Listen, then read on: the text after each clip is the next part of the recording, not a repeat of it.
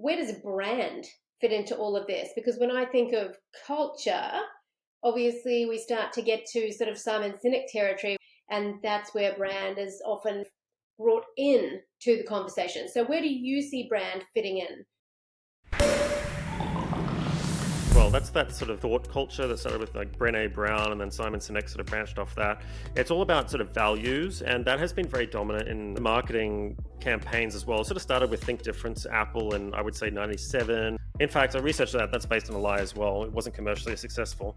That's another story. I'm writing about it soon, so you can read the piece. But the point is, it's been very popular from a hiring perspective as well. But to answer the question around brand is mental real estate in your audience. Best way I can explain it is there's lots of brand contact points or ways that your consumers and staff and everything can interact with your company.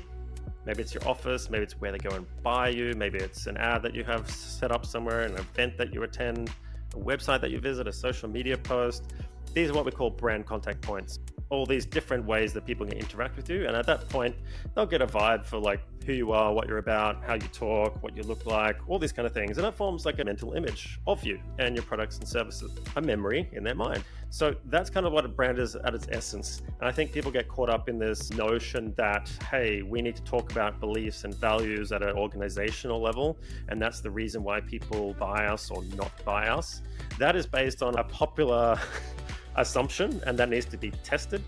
From my experience, that's very rare to be only the case. And that's why it was interesting doing this Apple Think Different analysis, because that's the assumption that everybody made that, hey, it's about thinking different and we're here to change the world. But the reason for their financial success during that time period was not due to the campaign. It was due to products and distribution changes and pricing changes. So the other P's of marketing. Sure, this brand ad was running and was awarded by the industry, because the industry likes to give themselves pats on the back, but it didn't really push the commercial metrics of the company forward. It did, however, help with attracting talent, and it did help with like sealing partnership deals and things like that, but didn't directly increase profit, sales, market share, market cap, things like that.